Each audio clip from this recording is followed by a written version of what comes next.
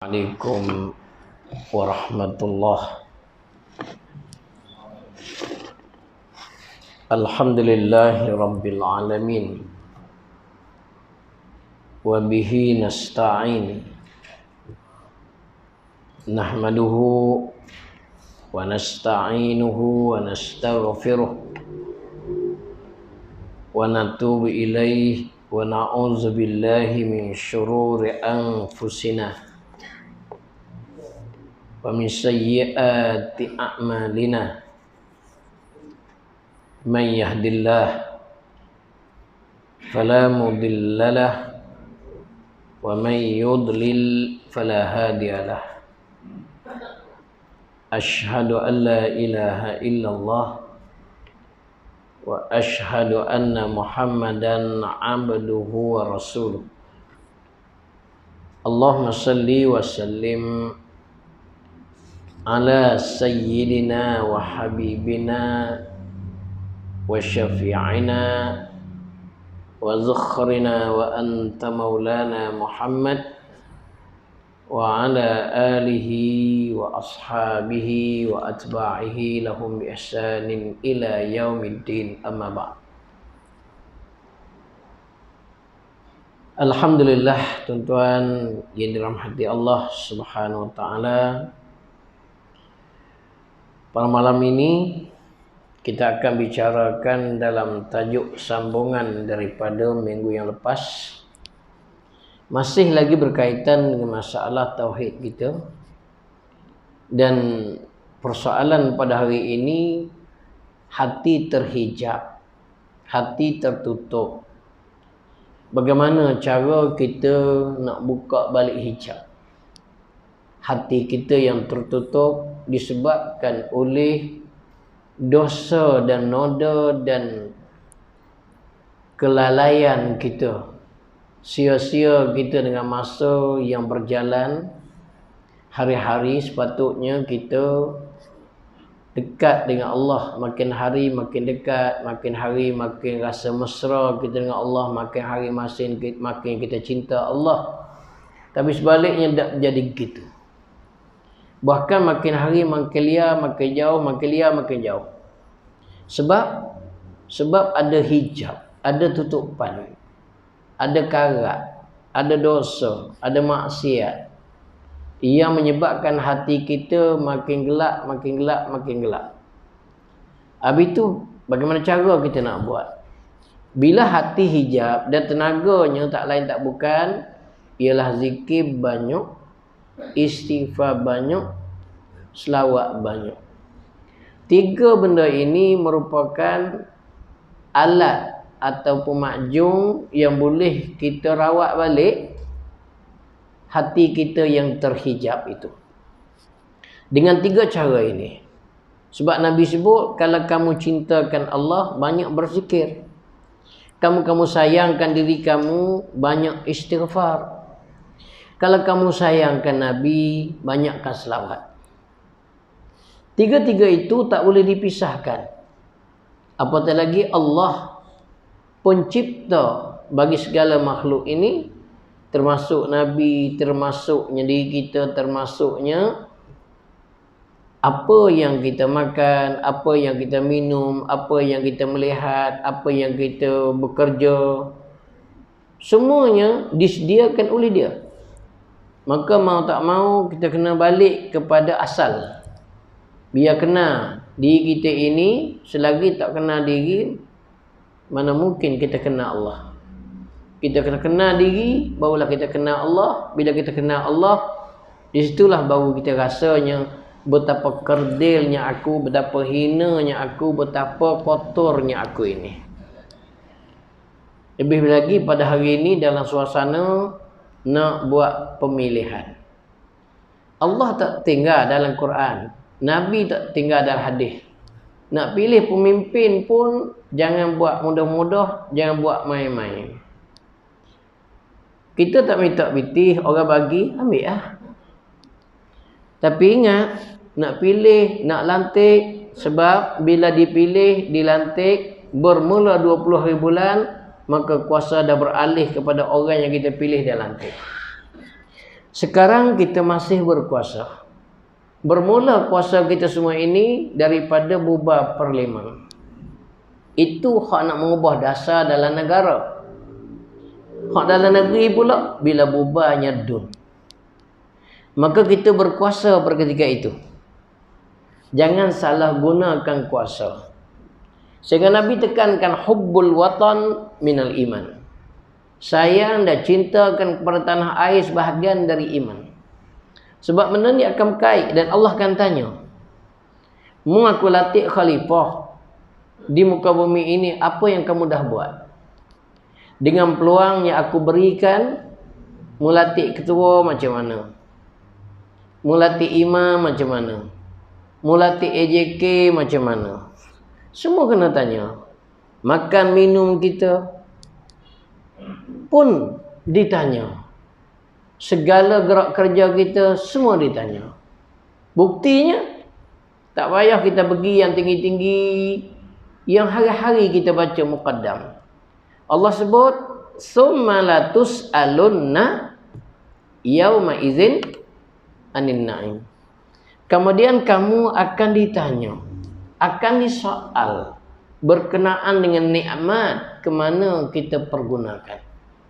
Nikmat sehat, nikmat hidup, nikmat sakit, nikmat perkahwinan. Sakit pun nikmat tau. Jangan ingat sehat saya ada nikmat. Nikmat kaya, nikmat miskin. Kaya pun nikmat, miskin pun nikmat, boleh makan pun nikmat, tak boleh makan pun nikmat. Ingat baik-baik. Kalau kita baca dalam surah Al-Baqarah, kita akan jumpa. Sebab kita tak jumpa lagi, dah baru beberapa ayat baru tu. Bila naik berayat 50, 51, kita akan jumpa kisah cerita berkenaan dengan Nabi Musa. Allah selamatkan Musa bersama dengan pengikutnya daripada dibunuh oleh Fir'aun dan bala tentera Fir'aun. Lari punya lari, rapat laut. Pusing belakang tentera dengan Fir'aun. Tak ada pilihan lain dah. Mau tak mau kena terus berdepan dengan lautan ini, sama ada berenang atau sebagainya. Di ketika itulah Allah kata, wahai Musa, di tangan kamu tak ada tongkat. Kamu pukul dengan tongkat yang ada di tangan kamu itu di atas lautan. Ya, buat dulu, jangan banyak fikir, pukul dulu. Jadi Nabi Musa pun pukul. Bila pukul, laut terbelah. Jadi lebuh raya. Mudah saja Musa nak buat lebuh raya.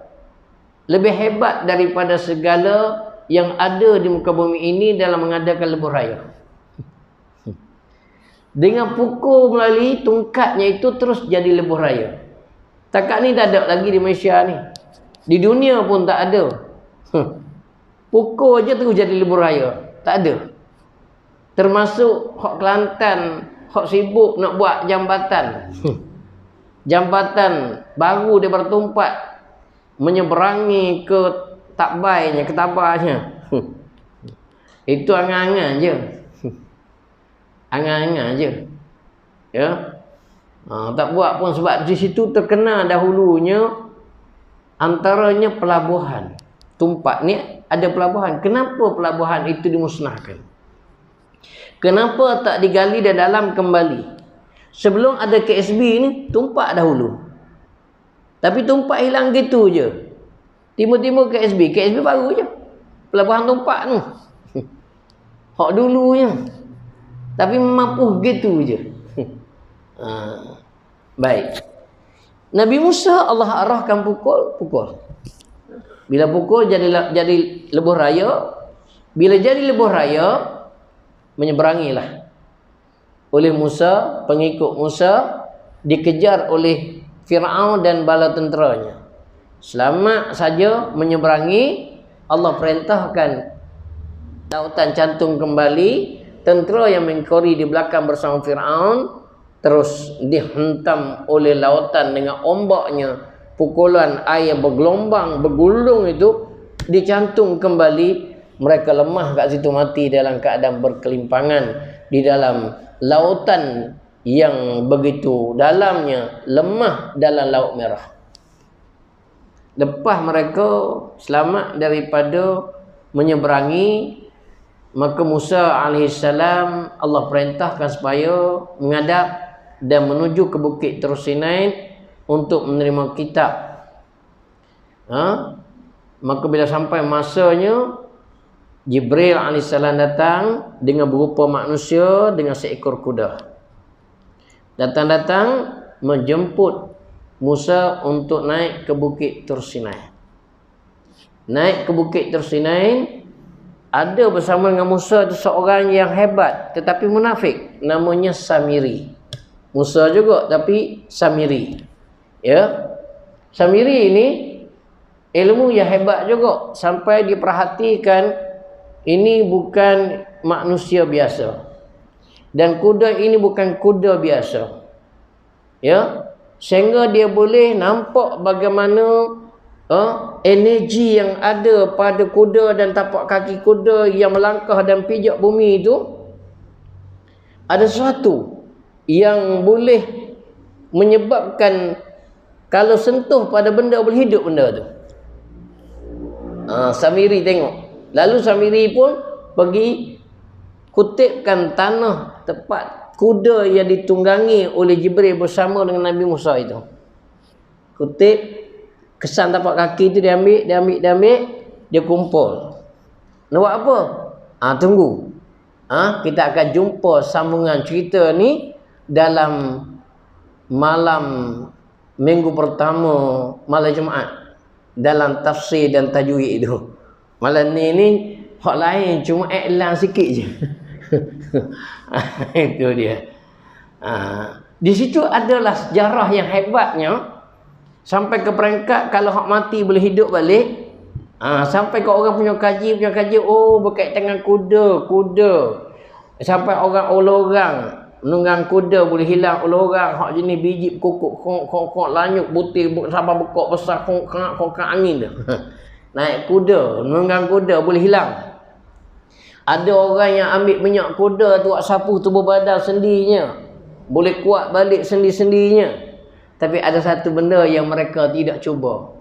Kalau mereka mandikan adinda mereka tu dengan minyak kuda tu dan ambil daripada kuku kuda yang biasanya orang nak pakai kasut pada kuda tu yang gunting. Minta kuku kuda tu simpan kuku tu. Rahsianya minggu pertama setiap bulan juga kita akan cerita, tapi cari kuku tu dulu. Kena bagi saya sikit baru kita cerita. Tak bagi tak cerita. Apa rahsianya? Tunggu. Di setiap minggu pertama malam Jumaat. Tu bahagian tafsir. Malam ni bahagian tauhid. Kita kemas dulu. Baik. Jadi tenaga nak bersihkan hati kita yang kotor ni, mau tak mau sekurang-kurang 3 senjata ini, 3 ramuan majung ni, iaitu zikrullah, selawat, istighfar. Istighfar nak bersih diri sendiri yang banyak dosa, banyak silap, banyak salah. Zikir untuk rapat kita dengan Allah, ya. Dan selawat untuk rapat hubungan kita dengan Nabi. Sebab apa? Sebab kita kena rapat dengan Nabinya. Sebab Allah sendiri bersama malaikat yang suci ni pun berselawat. Dan Allah mengajak kita berselawat. Sebab tu tiap-tiap hari Jumaat kita diajak berselawat. 2 kali perkataan ini dilaungkan di hari Jumaat. Pertama oleh Bilal, kedua oleh khatib. Innallaha wa malaikatahu yusalluna 'alan nabi. Nada macam tu nada Bilal. Nada Bilal nak suka-suka. Tok Iman nak naik macam ketebah lah. Nada Tok Iman pula. Innallaha wa malaikatahu yusalluna 'alan nabi ya ayyuhallazina amanu sallu 'alaihi wa sallimu taslima. Hak tidur pun celak mata balik. Sebab apa? Ketebah nak habis dah tu. Nak sembahyang Jumaat dah. Tidur lagi. Kau bodoh dia nada dia lain. Baik. Allah boleh selawat ke Nabi. Malaikat boleh selawat ke Nabi. Allah ajak orang beriman berselawat kepada Nabi. Jadi nak ikat hubungan kita dengan Allah saat ni, kena ikat dengan Nabi.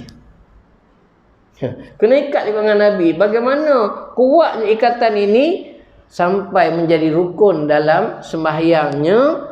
Tak baca ni tak sah sembahyang. Salah satu rukunnya selawat. Tinggal selawat sembahyang tak sah. Tinggal Fatihah sembahyang tak sah. Tinggal rokok sembahyang tak sah. Tinggal sujud sembahyang tak sah. Rukun. Allahu Akbar. Pentingnya selawat. Baik. Jadi nak kikih buang karat-karat ni antaranya kena selawat banyak, istighfar banyak, zikir banyak. Ini sahaja jalan dan alat yang boleh menembusi hati batin yang berlapis-lapis terhijab itu. Dan hati batin manusia ini mempunyai 7 lapisan. Setiap lapisan itu berbeza-beza namanya. Bagaimana permata mutiara tiada terdapat melainkan dalam kulit tiram yang berlapis-lapis. Dan yang terakhir sekalinya barulah adanya mutiara. Dan nak jadi mutiara itu daripada kecil lagi ibu dah didik, dah ajar. Maklumlah anak tiram ini tak pernah berjalan dan menyentuh pasir. Baru lagi dengan air masin pula tu. Nak buka, nak berjalan tu. Allahu Akbar, cocok tubuh dia saat ni. Bila cocok tubuh dia terasa pedih lagi, terasa sengal lagi. Maka ibunya ajar. Ibu dia ajar sabar. Ini perkara biasa.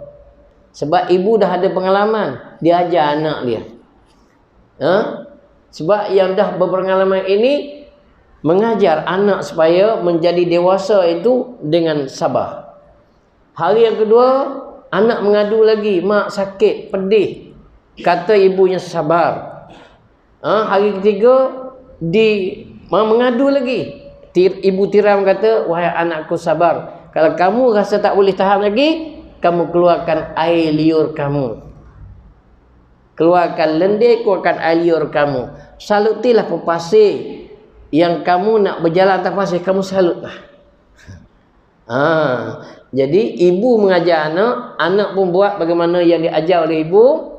Lama-lama dah tak mengadu lagi. Sebab kalahnya bisa disebabkan oleh biasa. Bila dah biasa, dah bisa tak adalah. Takkan nak hanggap patah Melayu. Kau mana? Kau tak bahasa Syafi'i ni.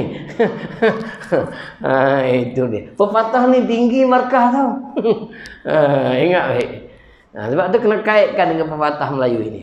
Sebab tu kalau kita buat karangan, ada pepatah, ada pantun, markah dia lain. Markah dia tinggi. Ya, perkataan sangat ringkas tapi maknanya sangat mendalam. Baik.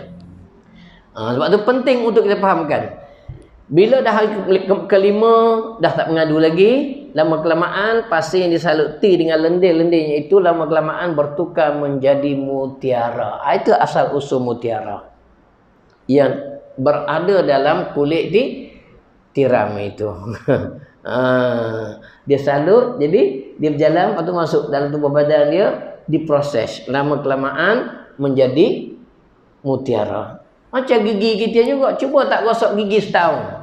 Apa jadi dengan gigi? Karang gigi, lembut ke keras? Faham tak? Buat cukup lah tu, cakap banyak lah.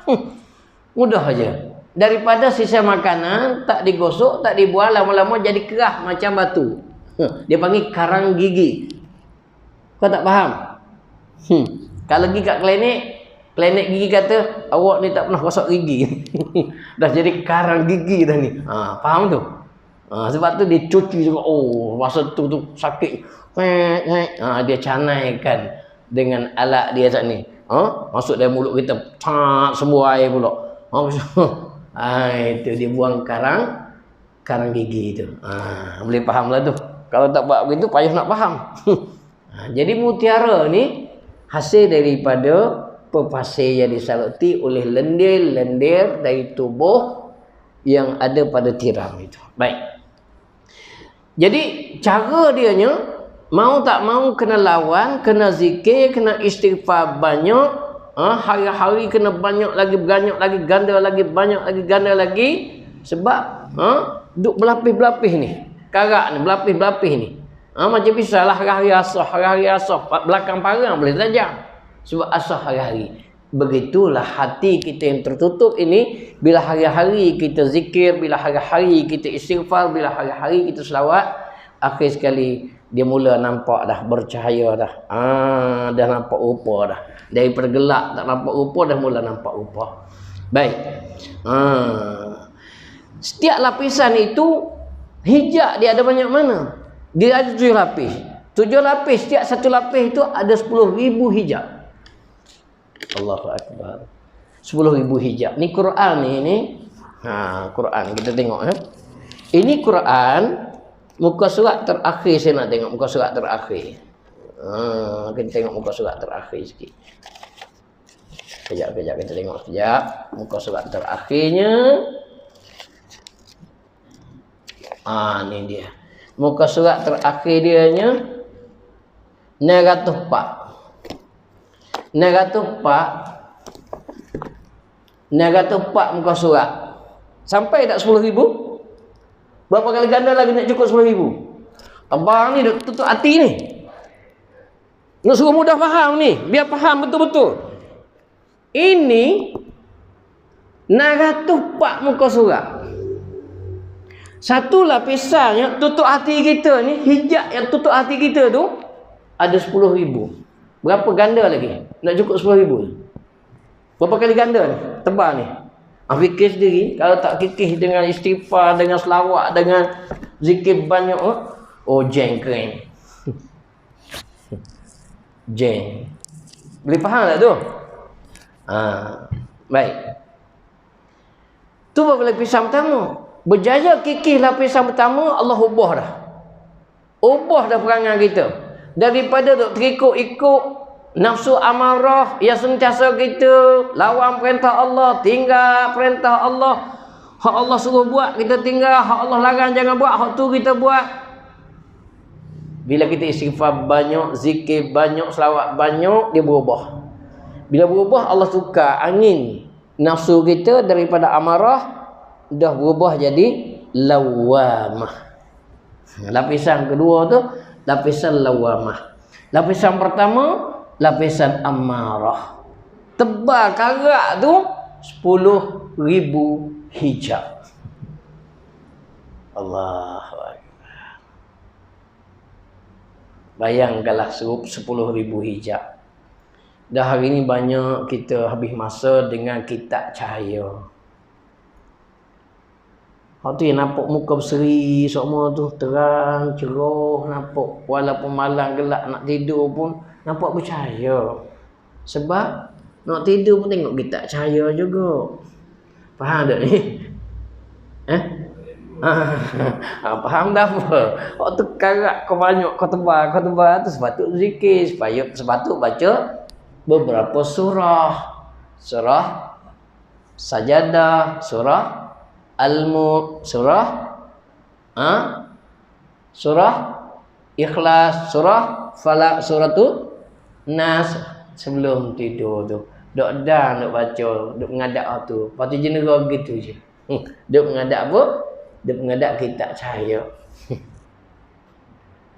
Hati jadi gelak tu.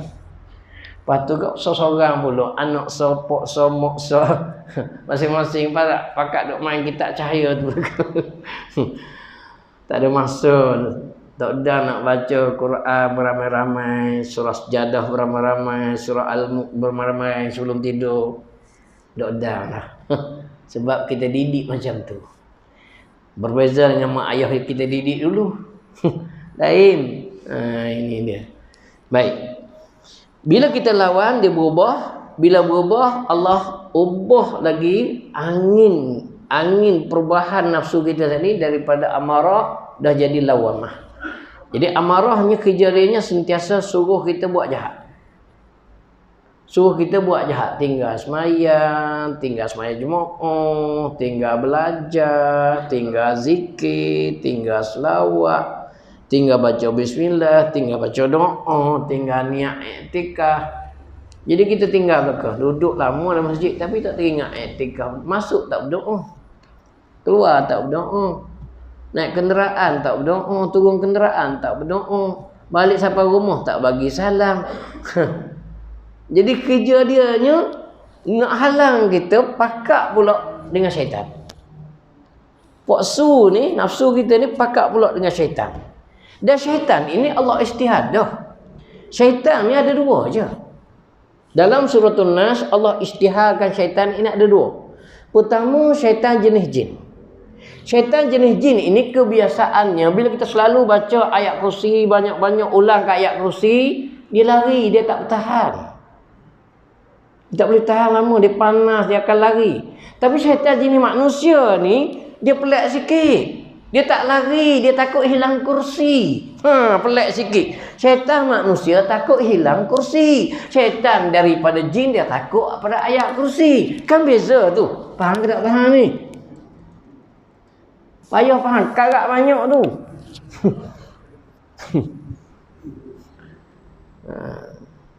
Karat banyak. Nak bersih karat, nanti akhir lagi kita ada lagu album terbaru. Malam ni kita nyanyi lagu terbaru. Kalau boleh sama-sama kita nyanyi ya. Tu dia sebab dekat nak pilihan raya lah ni. Kena nyanyilah sikit. Kau mana? Ada album terbaru tak keluar lagi di pasaran tu. Baik. Bila kita dah lawan sungguh-sungguh, Allah ubah daripada nafsu yang arah kita, suruh kita dengan tinggal semayang, dengan tinggal belajar, dengan tinggal baca Quran, dengan tinggal zikir, dengan tinggal doa, dengan tinggal masjid surau. Kita lawan, dia berubah. Dia berubah angin kepada nafsu lawamah. Lawamah ni, sikap perangai lawamah ni, dia dah mula nampak diri jahat, dia mula kritik diri, dia mula salah diri.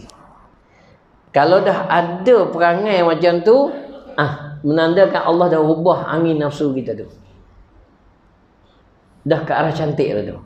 Tapi kalaulah asyik nak komen orang, nak salah orang, nak orang sebut tak betul, orang sebut salah, orang sebut tak kena, itu amarah. Lawamah ni, dia mula kritik diri dia. Aku yang salah, aku yang silap, aku yang lemah, aku yang jahil, aku yang tak jalankan tugas, aku yang tak bagi tahu, aku yang tak ajak. Dia akan salah diri sendiri. Oh, jiran aku jadi macam tu sebab aku tak salah, tak pernah jumpa dia, tak pernah ajak dia, tak pernah cakap dengan dia, tak pernah bercerita dengan dia. Aku kena soal juga nanti. Dia berubah dah angin dia. Dia berubah dah. Lawamah tu. Tu dia panggil lawamah. Ya. Kalau selagi tak kritik diri, duk kritik orang, amarah lagi tu. Amarah lagi. Amarah tak selamat. Ya.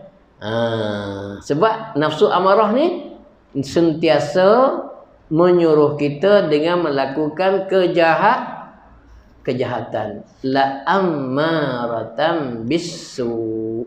Kerja dianya memang dah. Dia akan suruh kita dengan buat jahat. Hari-hari dia akan cari jalan, cari cara supaya kita tinggal perintah Allah Subhanahu Wa Taala. Itulah kerja dan perangai daripada nafsu amarah. Perangai nafsu amarah memang gitulah. Baik. Bagaimana Allah sebut dalam ayat yang selalu kita dengar, innan nafsa la ammaratun bisu. Allah istihad. Allah kata apa? Sesungguhnya nafsu amarah itu sangat menyuruh berbuat jahat. Dia suruh kita buat jahat. Tu kerja nafsu amarah. Dia suruh kita buat jahat. Ni termasuk ni dekat nak pilihan raya ni.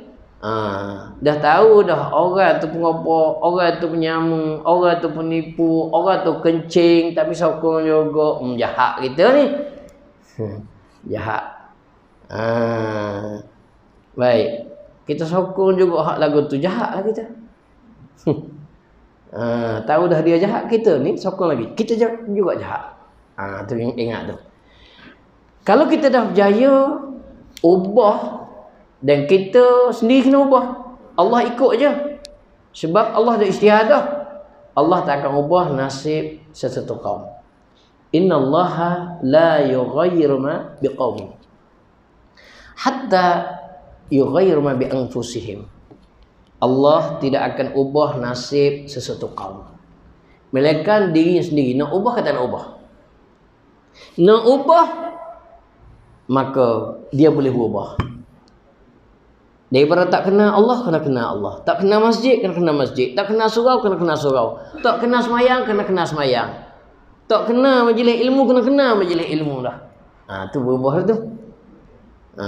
Kalau tidak, mati dalam keadaan jahanam lah kita hanya. Baik. Bila dah berubah, Allah tukar. Namanya lawamah. Lawamah ini Allah sebut juga dalam Quran. Bagaimana Allah sebut? Ayat ini selalu kita dengar ni. Wala uqsimu bin nafsil lawamah. Pernah dengar kan? Pernah baca kan? Aku bersumpah, kata Allah, dengan nafsu lawamah. Apa nafsu lawamah ni? Nafsu yang lawamah, pencerca dan pengkritik diri. Dia mula cerca dan kritik diri dia. Dia tak kritik dah orang, dia tak cerca dah orang. Dia mula cerca dan kritik diri sendiri. Ada tak kita lagu tu? Kalau ada, alhamdulillah, dah ada perubahan. Kalau asyik duk kritik orang, jahanam lagi lah kita. Bermakna kita masih lagi amarah. Baik. Lawan lagi, zikir lagi, selawat lagi, istighfar lagi, Allah angkat lagi. Sebab Allah janji dah, wallazina jahadu fina, dan orang yang mujahadah mereka itu pada jalan kami, pasti kami buka mereka itu jalan-jalan kami. Itu janji Allah. Nak jalan kami buka. Tapi kalau dia tak nak, ajak macam mana, gaming kereta macam mana, ada je alasan. Kemarin janji, pagi tadi berjanji, tengah hari tadi berjanji lagi, sampai masa dia ambil, banyak kerja pula, tak lagi mana ni, minta maaf, ada kerja. Pasal apa? Nak pergi Gatun Dega malam ni, dok dah nak pergi belajar, dok dah nak pergi masjid surah. Bengong. Besar Gatun Dega lagi, contoh. Faham tak tu? Allahu Akbar. Belajarlah dulu, semayanglah dulu. Lepas semayang ni, Pahisya ni panjang lagi, boleh lagi nak gantung nak apa, tak ada masalah pun. Takut mati, tak sempat nak lakukan apa yang Allah perintah tu. Nyaknya nanti. Jawab sibuk sangat, pandai-pandai bagi masa tu. Baik. Bila dah kita lawan lagi dengan apa yang Allah janjikan, orang yang mujahadah jalan kami pasti akan ubah, maka Allah ubah lagi anginnya daripada lawamah terus berubah kepada mulhamah. Dan Allah sebut juga bagaimana sikap, perangai, kelakuan mulhamah ini. Allah sebut dalam ayatnya, wa nafsin wa ma sawwaha fa'alhamaha fujuraha wa taqwaha qad aflaha man zakkaha wa qad khaba man dassaha. Dan demi nafsu manusia yang menjadikan nafsu manusia, demi nafsu manusia dan yang menjadikan nafsu manusia. Siapa yang menjadikan nafsu manusia? Siapa? Allah. Dialah yang jadikan nafsu kita tu. Nafsu makan lain, nafsu syahwat lain, nafsu melihat lain, nafsu mendengar lain, nafsu bau lain, semua lain-lain berlaku. Hebat. Baik, Allah yang jadikan. Fa'alhamaha fujuraha wa taqwaha. Lalu diilhamkan oleh Allah kepadanya, dia boleh beza dah mana yang buruk, mana yang baik.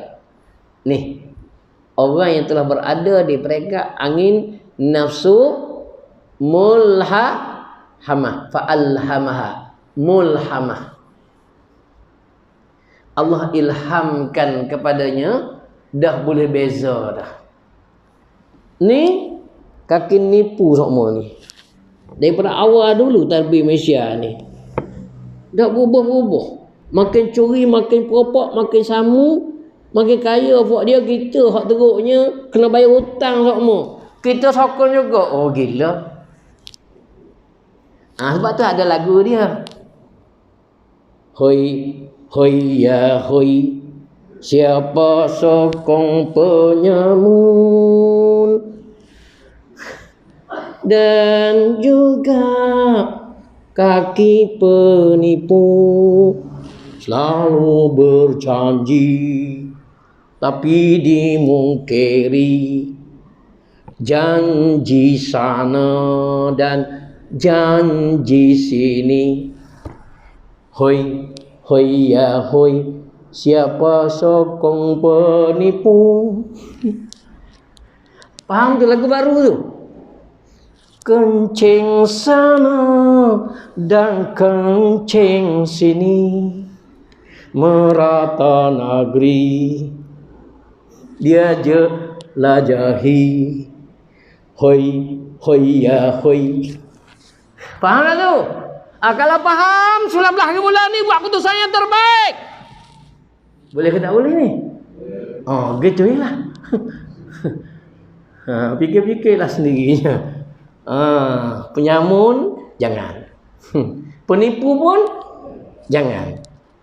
Yang kau ni dah tahu dia ni penipu, penyangak, penyamun, yang kau ni percaya juga, kenapa? Tua-tua pun bodoh nak ambil calon juga. Ada faham? Ada faham tak? Tua-tua pun bodoh nak ambil calon Perdana Menteri juga. Faham? Tak faham sudah? Itu dia. Sebab itu sentuhan P.Ramlee itu sangat mendalam. Tak faham juga, tak tahu lah. Buka balik. Buka balik 3 Abdul ya. Sekarang ni suasana 3 Abdul. Suasana 3 Abdul. Jadi pandai-pandailah kita memilihnya. Okey. Jadi nafsu mulhamah ni dia boleh beza lah. Ni baik, ni tak baik. Ni penipu, ni penyangak, ni penyamun. 22 bulan dia bawa balik debu mayat cimpin, 22 bulan dah belara LGBT, 22 bulan dah biadab dengan penguat kuasa yang menjalankan tugasnya. Amboi. Baru 22 bulan, Masya Allah. Kalau diberi lagi tak tahulah. Tapi Allah Maha Kuasa. Dalam suasana begitu, kita merasai lagi pertukaran sekejap, ambil alih. Ada 15 tahun, ada 17 tahun. Ya, 17 tahun ditekan. Siapa yang menekan tu? Penyamun.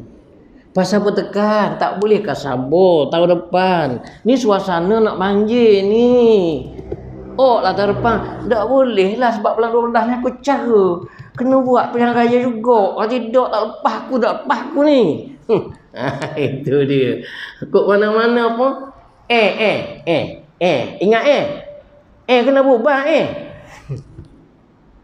faham tak tu? Dia tak panggil kalau bahasa ni panggil weh kena ingat weh kena berubah kalau weh tak berubah berat aku ni.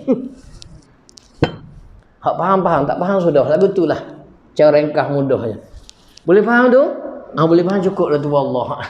Auzubillahi minasyaitanir rajim. Bismillahirrahmanirrahim. Alhamdulillahirabbil alamin wa bihi nasta'in wa sallallahu ala sayyidina Muhammad wa ala alihi wa sahbihi ajma'in. Allahumma arinal haqqa haqqan warzuqna ittiba'ah wa arinal batila batila warzuqna ijtinabah.